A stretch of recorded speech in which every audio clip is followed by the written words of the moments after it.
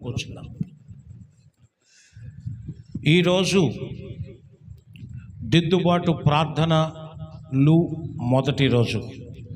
వీటిని మాసాంతరపు కూడికలు అంటారు కొంతమంది సరి చేసుకునే కూడికలు అంటారు, కొంతమంది శుద్ధీకరణ కూడికలు అని అంటాం. ఎలా పిలిచినా దీని టార్గెట్ ఒకటే, గడిచిన నెలంతటిలో మన భక్తి ఎలా ఉందో రాబోయే నెలలో మనం ఎలా ఉండాలో నేర్చుకోవటానికి, బల్లను సమీపిస్తున్నప్పుడు ముందుగా సరి చేసుకోవటం అన్నమాట. అందుకని ఈ వాక్యాలు చాలా ప్రాముఖ్యమైనవి. మనం జాగ్రత్తగా వినాలి, అందరికీ వినిపించాలి, చక్కగా నేర్చుకోవాలి. చాలా మంచి పాఠాలు ప్రభు మన కొరకు సిద్ధం చేస్తారు. వినేవాళ్ళందరికీ ఇవి దీవెనకరముగా ఉండునుగాక. అందరూ బైబిల్ తెరవండి, ఒకేసారి చదువుదాం మూలవాక్యాన్ని. యోబు గ్రంథంలో 6వ అధ్యాయం తీయండి, అప్పుడు ఒకేసారి చదువుదాం. వచనం చెప్తాను. యోబు గ్రంథం 6వ అధ్యాయం 24వ వచనాన్ని ఒకేసారి మనందరం చదవాలి. దొరికేసిందమ్మా అందరికీ? యోబు గ్రంథం 6వ అధ్యాయం 24వ వచనం ఒకేసారి చదువుదాం. 1 2 3 స్టార్ట్.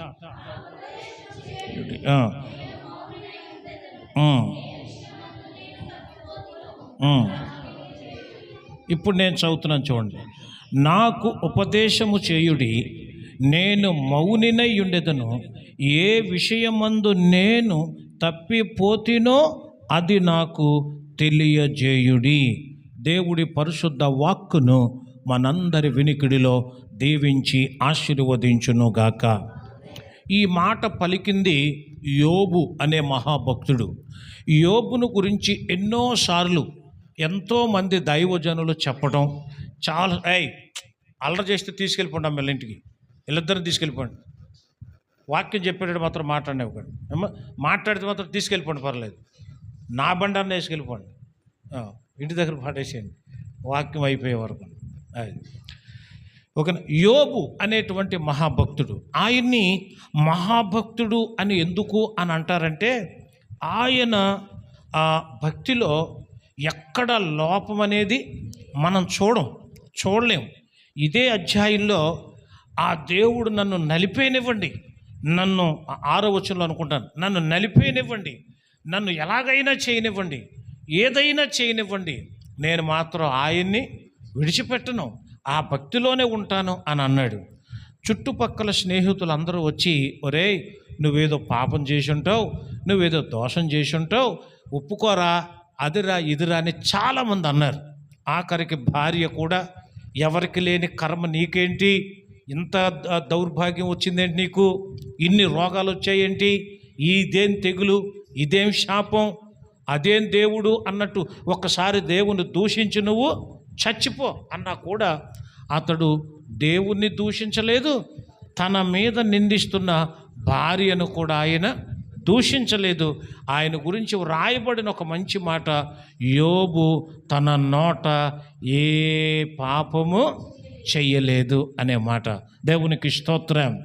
ఇలాగ చాలామంది అనటంతో ఆయన తన స్నేహితులకు ప్రత్యుత్తరం ఇస్తున్నాడు అనమాట. ప్రత్యుత్తరం ఇస్తున్నాడు. 6వ అధ్యాయం 1వ వచనం చదివితే అక్కడ ఇలా ఉంటుంది.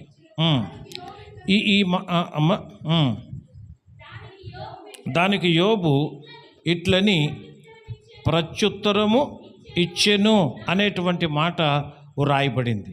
నా దుఃఖం తోచబడింది, ఇవన్నీ చాలా బాగుంటాయి. తర్వాత 9వ వచనం చదివితే అక్కడ ఉంటుంది, దేవుడు తన ఇష్టానుసారముగా నన్ను నలుపునుగాక, చేయి జాడించి ఆయన నన్ను నిర్మూలము చేయునుగాక. ఎంత గొప్ప మాటలంటే ఇవి చదువుతుంటేనే ఒళ్ళు జలధరించేటంత లోతైన గాఢమైన భావం అన్నమాట. దేవుడు నలిపేటివేంటి మనల్ని, దేవుడు జాడించేటివేంటి, ఇదంతా యోబు తన స్నేహితులకు ప్రత్యుత్తరం ఇస్తూ చివరికి ఒక మాట చెప్పాడు 24వ వచనంలో, మీరు నాకు ఉపదేశం చేయండి, నేను మౌనంగా ఉంటా, నేను వింటాను, నేను ఎక్కడైతే తప్పిపోతినో అది నాకు తెలియజేయండి చాలు.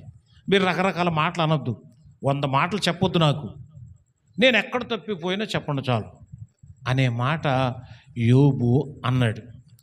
ప్రియులరా, తప్పిపోవుట అనే మాట మనం ఎక్కడ వింటామంటే, రైలు పట్టాల మీద నడుస్తుంది కదా, పట్టాల మీద నడుస్తుంది. ఎక్కువగా వినేటువంటి మాట, పట్టాల మీద నడుస్తూ ఒక భోగి పట్టాలు తప్పిందనుకోండి,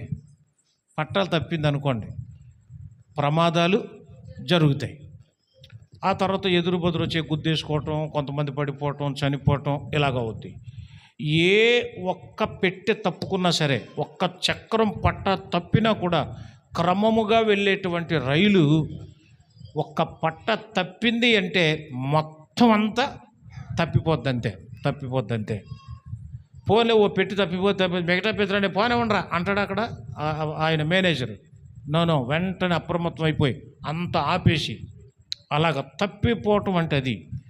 ఇంకొక చోట కూడా వింటాం ఎక్కువసార్లు. ఎక్కడంటే, మనం తిరణాలకు వెళ్ళినప్పుడు, లేకపోతే జాగరణాలకు వెళ్ళినప్పుడు, చిన్నపిల్లలు మనతోనే ఉన్నారనుకుంటాం, మనం చేయి పట్టుకుంటారు, ఆ పట్టుకుని ఎక్కడో తప్పిపోతారు.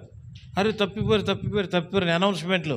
పలానా నల్ల చున్నీ వేసుకున్న చిన్నపిల్ల తప్పిపోయింది, పలానా ఎర్ర నిక్కర వేసుకున్న కుర్రోడు తప్పిపోయి ఇక్కడే ఉన్నాడు అని అంటారు. తప్పిపోయాడు అని తెలిస్తే చాలు, అందరిలోనూ అల్లకొల్లాలం అయిపోద్ది కదా.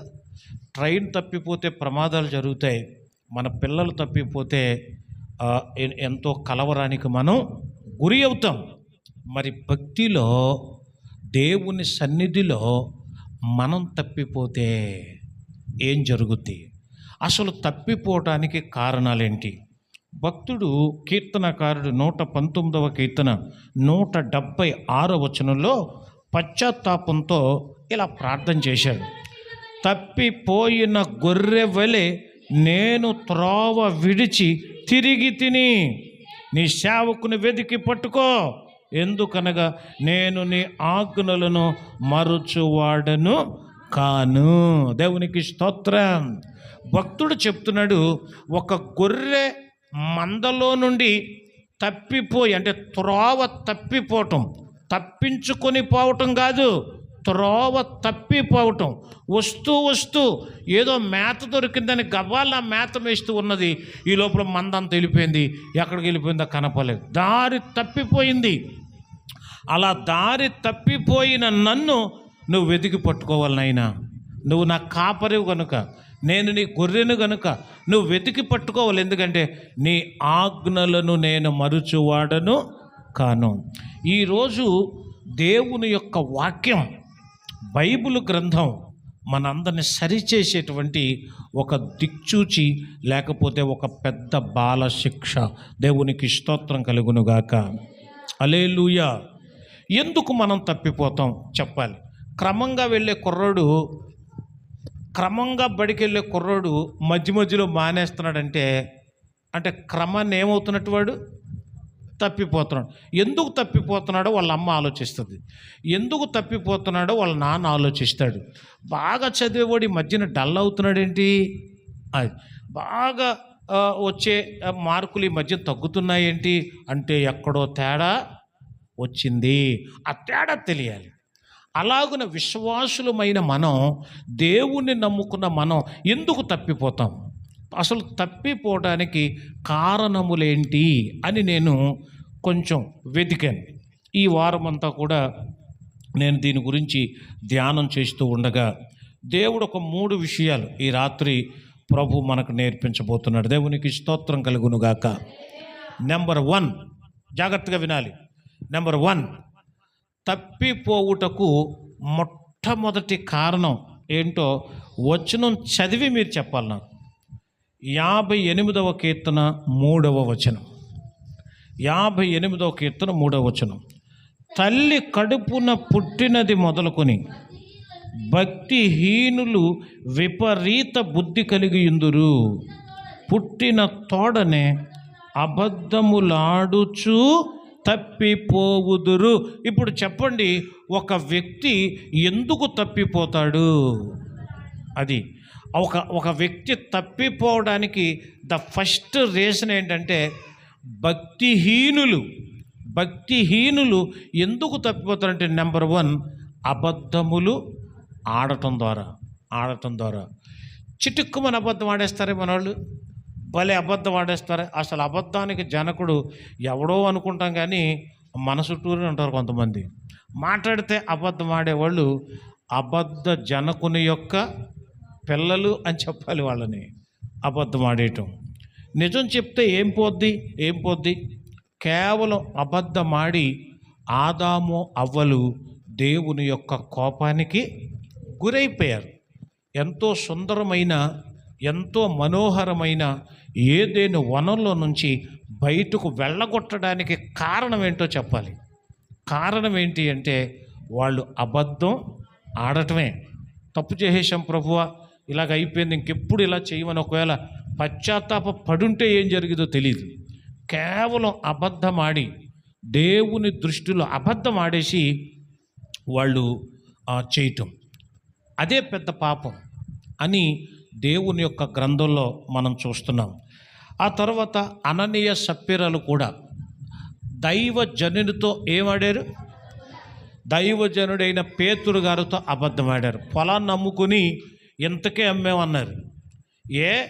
మేము అంతకు అమ్మాం, మేము ఇంత ఇవ్వాలనుకున్నాం అంటే నిన్నేమన్నా బలవంతంగా లాగేసుకుంటాడు ఆయన? కాదు కదా. అబద్ధం ఆడి పేరు తెచ్చుకోవడానికి తప్ప అక్కడేం లేదు. ఎందుకు అపవాది నిన్ను ప్రేరేపించింది, ఎందుకు అబద్ధం ఆడావు అని పేతురు నిలదీయగా, వెంటనే దేవుడు చూడండి, దేవుని శిక్ష ఎలాగొచ్చేసిందంటే, ఇద్దరి మీదకి మరణం దోతొచ్చేసింది. మరణం చేశారంతే, ఇద్దరూ చనిపోయారు.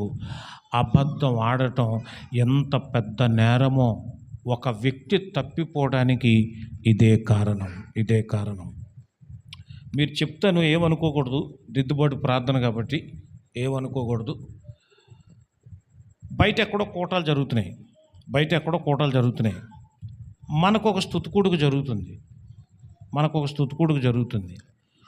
మనం స్తుతికుడికి ఎప్పుడైపోద్ది ఇంచుమించు టైం చెప్పండి, చెప్పాలి. మీరు అందరూ మాట్లాడాలి. మీరు గట్టిగా చెప్పండి. 9. ఆ పలహారం పంచుకుంటే అది కూడా కొద్దిగా ఎక్కువ పలహారం ఎవరైనా ఇస్తే ఒక అరగంట పడద్దేమో కదా. 9, 9:30 అవుద్ది కదా. నువ్వు బయట మీటింగ్లు ఎవరైనా పెట్టారనుకోండి, అక్కడ వాక్య ప్రసంగం అంటే ప్రసంగం ఇంచుమించు ఎప్పుడు స్టార్ట్ అవుద్ది? 10, 10:30, 11 అయిన సందర్భాలు కూడా ఉన్నాయి. మీరేమి ముందు వరుసలో ఉండి పాటలు పాడడానికి కాదు కదా వెళ్ళేది కదా. మన ప్రార్థన జరుగుతుంటే ముసుగేసుకుని మన పక్క నుంచి బైబిల్ దాచుకుని వెళ్ళిపోయిన వాళ్ళు కూడా ఉన్నారు కొంతమంది.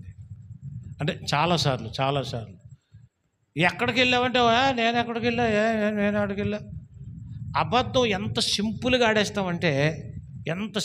ఆడేస్తామంటే ఇక్కడ నీది నువ్వు చక్కబెట్టుకోవటం చేత కాదు, ఎవరినో మెప్పించడానికి ఎక్కడికో వెళతాము అని అంటే, నేను ఇలా చెప్తే మళ్ళీ మీరు ఇంకో నేరం వేస్తారు నా మీద. మా అయ్యగారు మీటింగ్లకు వెళ్ళొద్దు అంటాడు, లేకపోతే సభలకు వెళ్ళొద్దు అంటాడని. సభలకు వెళ్ళొద్దని మనం ఎప్పుడు అనం కదా. మీరు వెళ్ళండి, వెళ్ళి బలపడి ఇక్కడ స్ట్రాంగ్ అవ్వాలి. మీరు బయట సభలకు వెళ్ళి రావటం ద్వారా మీ భక్తి ఇంకా బలపడాలి. మీరు అబద్ధాలు నేర్చుకోకూడదు, నిజం చెప్పడం ఇంకా బాగుండాలి. అది నా ఆశ. బలపడాలి, మీరు ఇంకా స్థిరపడాలి, ఇంకా సానపెట్టబడాలి. ఎప్పుడు విననటువంటి గొప్ప సంగతి పాలన సభలో విన్నాను. ఇక నుండి నేను సంఘంలో ఇలా ఉండాలి, నా భక్తిలో ఇలా ఉండాలి అనే ఒక నిశ్చయత నువ్వు నేర్చుకోకపోతే ఎవడిని మెప్పించడానికి మనం వెళ్ళేది కదా. ముందు నీది నువ్వు చక్కబెట్టుకో అంటాడు పైన చూసే దేవుడు కదా. అది చక్కబెట్టుకో. అలాంటి వాళ్ళు చాలామంది ఉన్నారు. చిన్న అబద్ధాలు ఆడేసి మనం దేవునికి దూరం అయిపోతున్నాం. ధనం విషయంలో వాళ్ళు అబద్ధం ఆడారు. గేహాజీ కూడా తన గురువు గారితో అబద్ధం ఆడి అడ్డదారిలో వెళ్ళి సంపాదించుకోవటానికి అబద్ధం ఆడి, నేను ఎక్కడికి వెళ్ళలేదు అంటాడు. ఎక్కడికి వెళ్ళావు గేహాజీ అంటే, అయ్యో నేను అసలు ఎక్కడికి వెళ్ళలేదు, మీ దగ్గరే ఉన్నాను, నేను మీ పక్కనే ఉన్నాను. అబద్ధం ఆడటం ఇలాగూ అబద్ధం ఆడి ఎంత పాపాన్ని మనం మూట కట్టుకుంటాం మనకు తెలియదు. ఇప్పుడు ఇలారా అందుకని దైవ సన్నిధిలో తప్పిపోవడానికి మొదటి కారణం ఏంటంటే అబద్ధమే. కొంతమంది బాగా దాస్తారు. మన కుటుంబ సభ్యులు మనమే దాస్తాం, మనమే కవర్ చేసేస్తాం. అబద్ధాలాడటం. జాగ్రత్త, దేవుడి దగ్గర ఏది మనము దాయలేము. దేవునికి స్తోత్రం కలుగునుగా.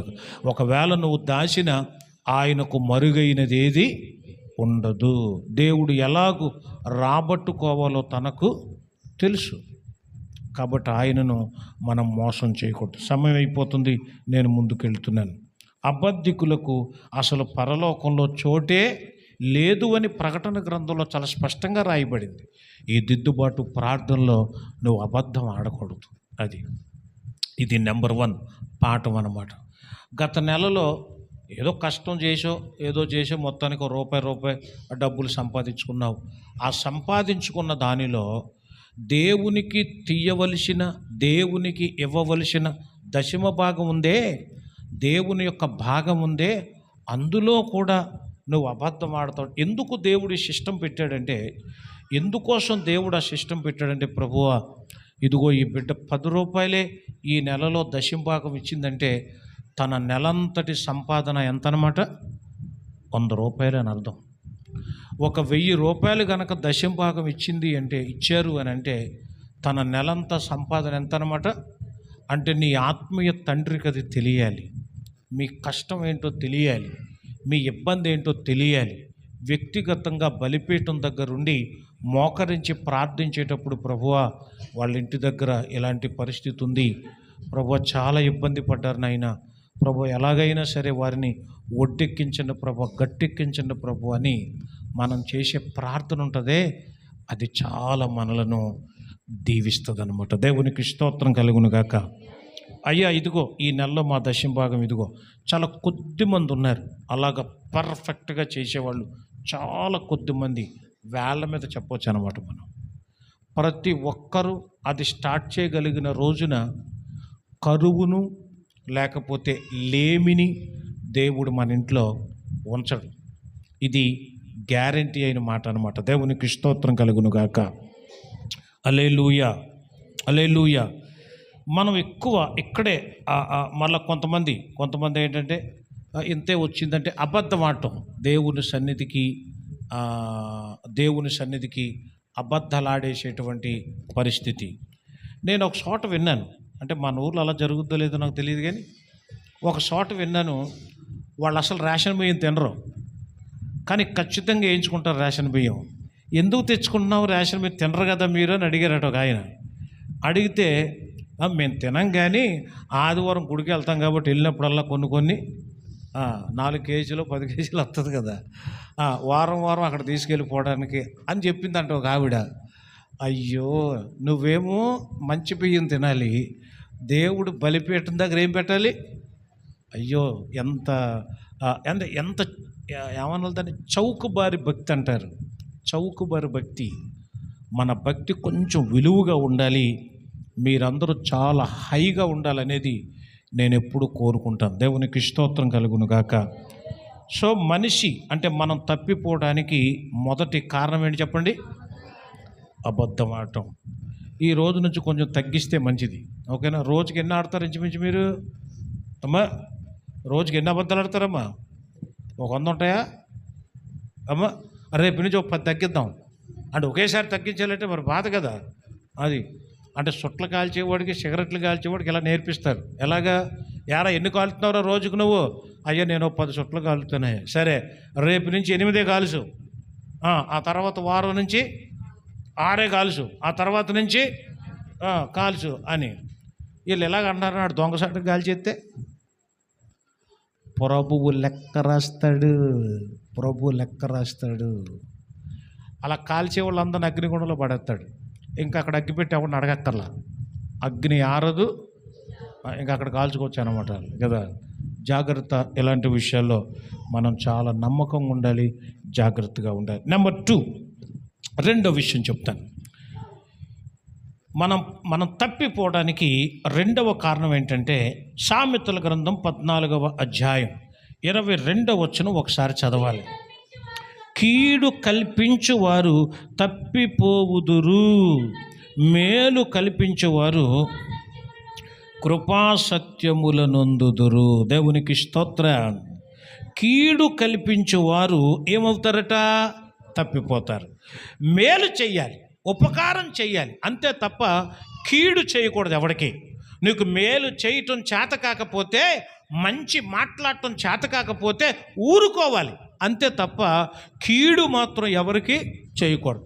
ఏ కీడు చేస్తావో అదే కీడు మరలా వస్తుంది. నువ్వు తప్పిపోతావు, ముందు భక్తిలో తప్పిపోతావు, ప్రార్థనలో తప్పిపోతావు. కేవలం ఎదుటి వారికి కీడు చేసే బుద్ధి నీలో ఉంది కాబట్టి. బైబిల్లో ఒక చిత్రమైన మాట ఇశ్రాయేలీయుల ప్రజలు చెప్పారు. ఏమని చెప్పారంటే, వాళ్ళు దేవుడే రాజుగా ఉండేవాడు వాళ్ళకి. అప్పుడు మొట్టమొదటిసారిగా వాళ్ళందరూ అన్నారు, మాకు ఒక రాజు కావాలి అని అన్నారు. అప్పుడు దేవుడు అన్నాడు, కాదు కాదు, మీకు రాజు కనుక ఇస్తే మీ మీద పెత్తనం చేస్తాడు. రాజు మీ మీద పెత్తనం చాలా ఇస్తాడు, మీ పొలాలు లాగేసుకుంటాడు, మీ ఆస్తి మీద అతనికి హక్కు ఉంటుంది. పన్నులు అంటాడు, చిస్తులు అంటాడు, ఏవేవో చేస్తాడు. కాబట్టి ఇది మీకు మంచిది కాదు అని సమూయేలు ద్వారా దేవుడు ప్రజలకు తెలియచేశాడు. కానీ ప్రజలు మొండిగా వాదించి వాళ్ళు అంటారు, లేదు లేదు, మాకు ఖచ్చితంగా రాజే కావాలి, నువ్వేంటి ఇస్తావా లేకపోతే మాకు మేము చేసుకోమా అన్నట్టు మొండిగా వ్యవహరించారు. అలా వ్యవహరిస్తే దేవుడు ఏం చేశాడంటే, సౌలును మొట్టమొదటిగా వాళ్ళకి రాజుగా ఏర్పాటు చేశాడు. ఆ రాజుల వలన, ఆ రాజ పరిపాలన వలన ప్రజలు తీవ్రమైన నష్టం చవిచూశారు, కరువు అనుభవించారు, ఇబ్బంది పడ్డారు.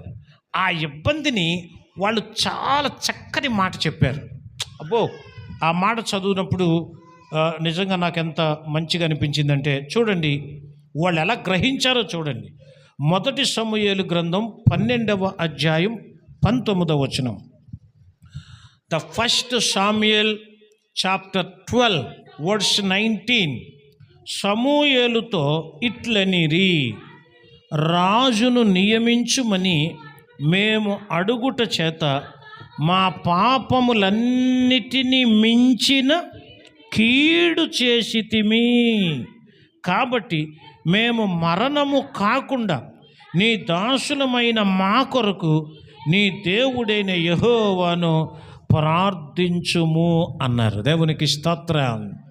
అయ్యో, అసలు ఆ మాట ప్రజలందరూ, నేను కొంచెం కళ్ళు మూసుకొని ఆ వాక్యం చదివిన తర్వాత ఒక్కసారి కళ్ళు మూసుకొని 6 లక్షల మంది కదా, ఇంచుమించు 30 లక్షల మంది, అంటే 6 లక్షల కాలబలం, 30 లక్షల మంది, రకరకాల ఆ లక్షల మంది అందరూ కూడా సమూయేలు దగ్గరికి వచ్చేసి మాకు రాజు కావాలి, రాజు కావాలి గోల చేశారు.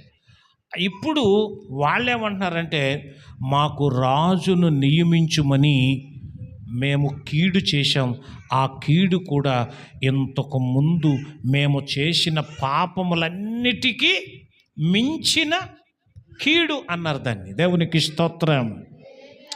దీంట్లోంచి మనం ఏం ఆత్మీయ పాఠం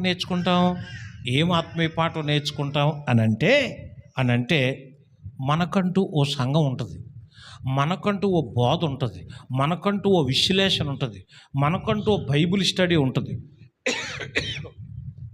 ఇది చాలదు అన్నట్లు కొంతమంది వేరే వేరే దారులు పడతారు, వేరే వేరే బోధలు వింటారు, వేరే వేరే ప్రక్రియలు చేసినప్పుడు, అలా చేసినప్పుడు అదే మీ జీవితంలో మీరు చేసే కీడు అని వీళ్ళు గ్రహించారు.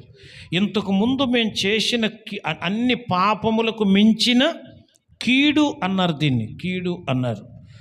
అప్పుడు సమూయేలు వాళ్ళ కోసం బాధపడకండి, నిజంగా మీరు కీడే చేశారు, ఆ కీడుకు మీకు మరణమే శరణ్యం. అయితే ప్రభు మిమ్మల్ని అలా చంపేసేవాడేమీ కాదు, మీకోసం నేను ప్రార్థన చేస్తా, ఇప్పటి నుంచి అయినా మీరు దిద్దుబాటు చేసుకుని సరి చేసుకుని, ప్రభువా ఇంకెప్పుడు అలాంటి పొరపాటు మేము చెయ్యం అని అనాలి మీరు అని వాళ్ళందరినీ ఒక దారిలోకి తెచ్చాడు. దేవునికి స్తోత్రం.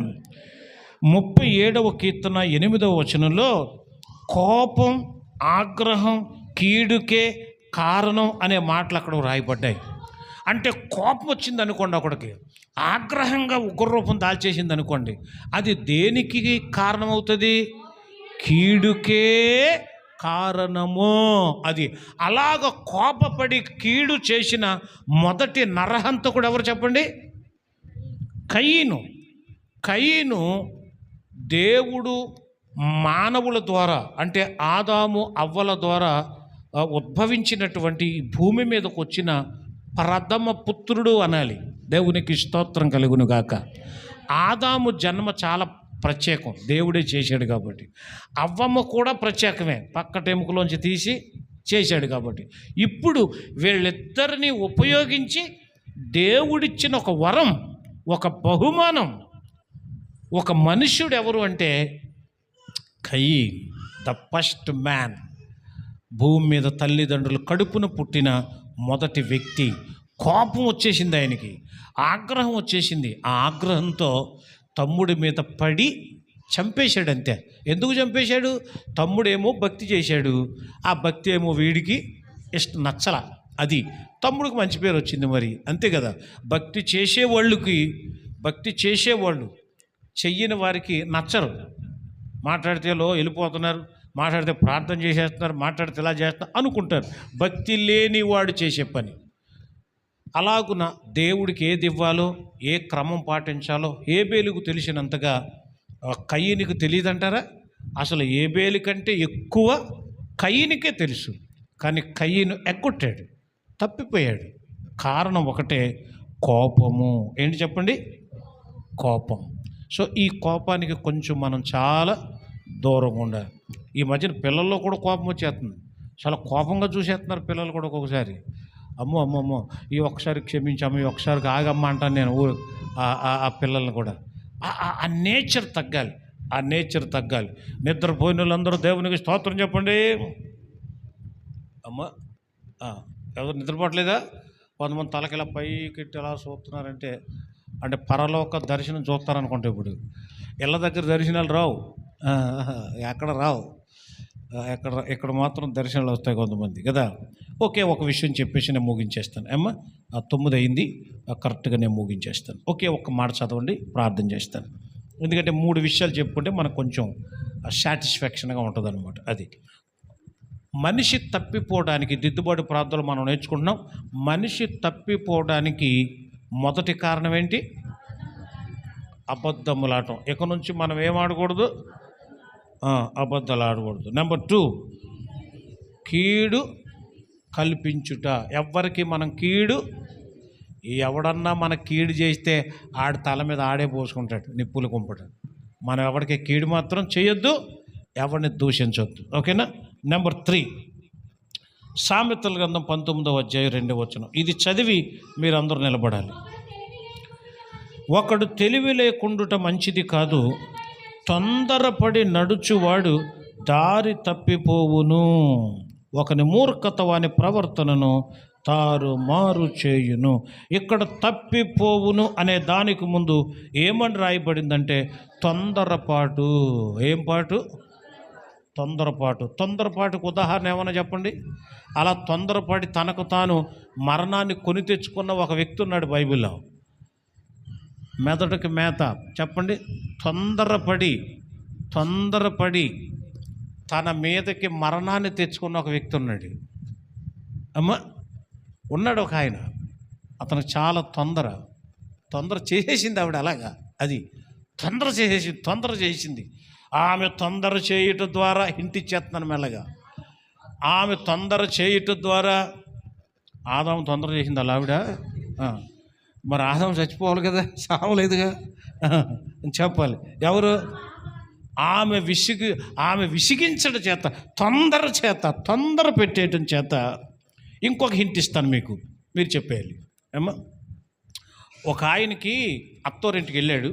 అత్తోరింటికి వెళ్తే అది విషయం.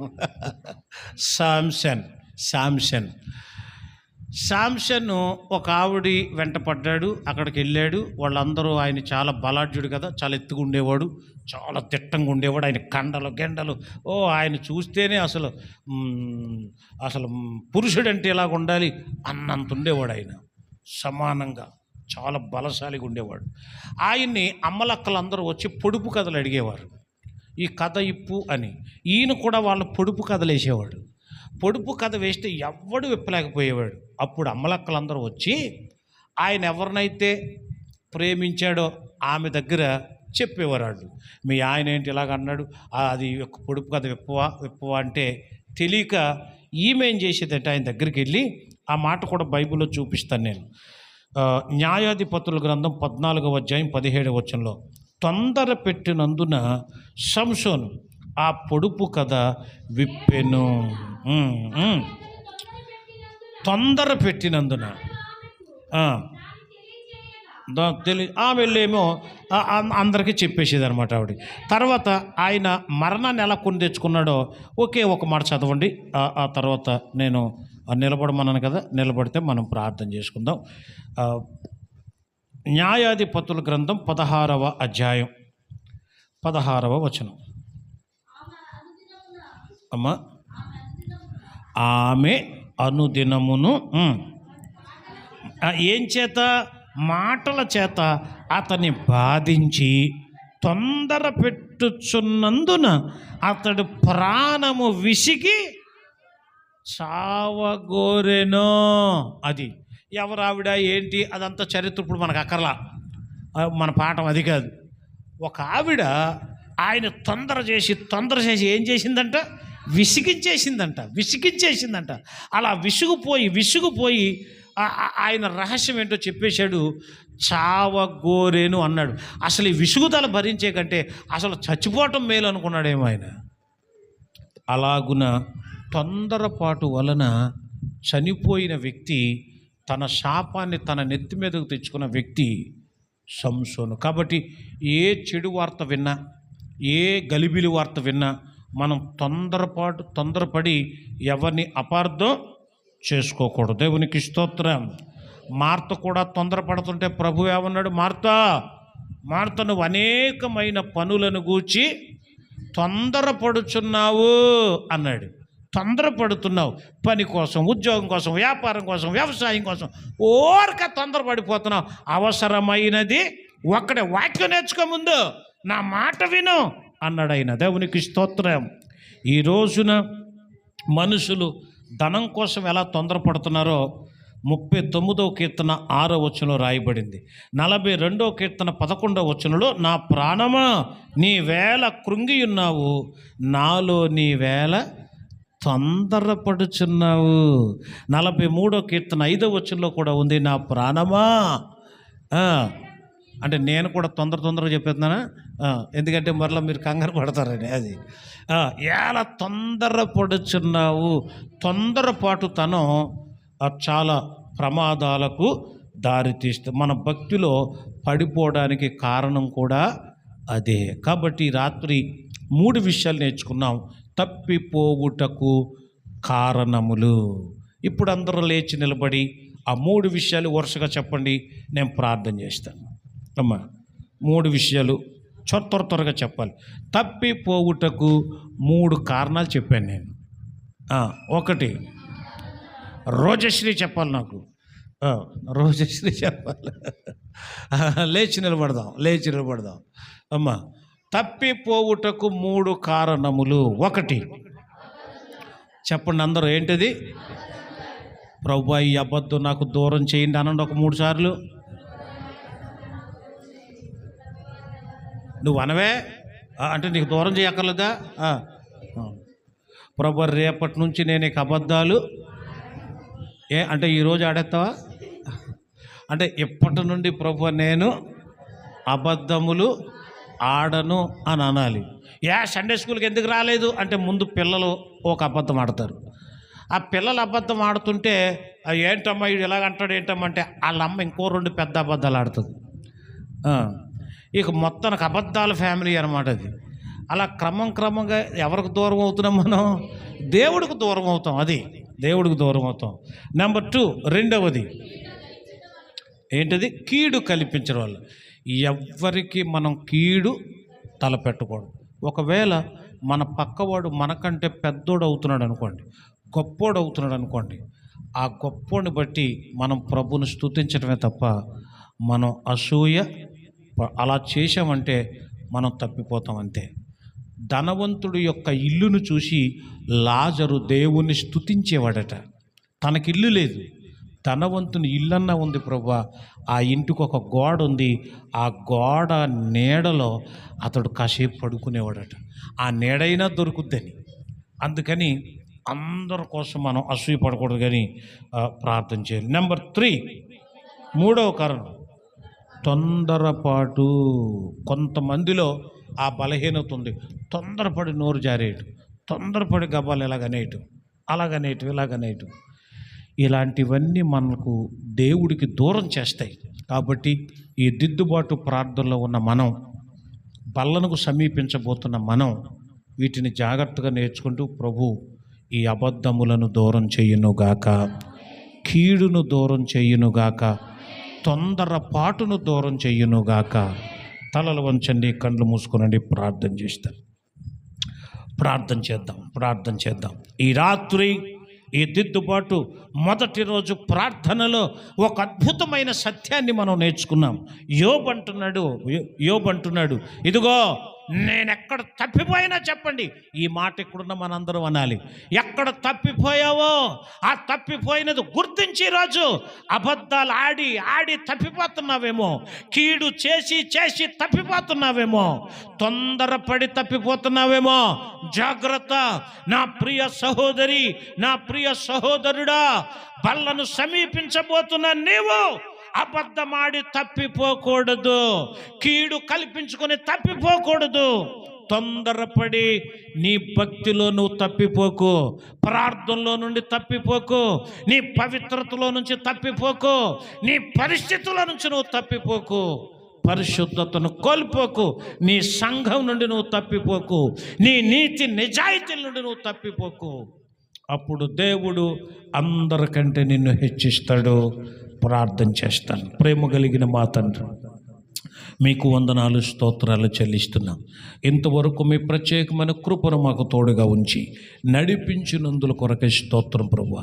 మొదటి రోజు దిద్దుబాటు ప్రార్థనలో ఇంతవరకు నీ బిడ్డలు నేర్చుకున్న విషయాలన్నిటిని బట్టి మీకు స్తోత్రాలు ప్రభు. మేము చాలా అబద్ధాలు ఆడేస్తున్నాం, చాలా అబద్ధాలు ఆడి నీకు దూరం అయిపోతున్నాం.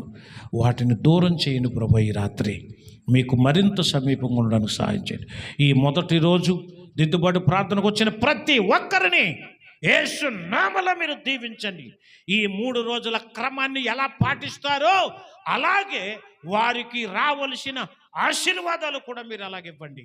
బలహీనతలను తొలగించండి, ఆర్థిక ఇబ్బందులను తొలగించండి. మనశ్శాంతి లేని స్థితి చాలా గృహాల్లో ఉంది ప్రభువా. ఆ స్థితి నుండి బిడ్డలను విడిపించండి. మీరే మహిమను పొందండి. మీ సేవకుడిగా నా ప్రార్థనలకు అంగీకరించి బిడ్డలు తిరిగి వెళ్తున్నారు. బిడ్డలకు తోడుగా ఉండి నడిపించి మహిమ ఘనత ప్రభావాలు మీరే పొందుకోమని యేసయ్య పరిశుద్ధ నామములో ప్రార్థించుచున్నాము తండ్రి.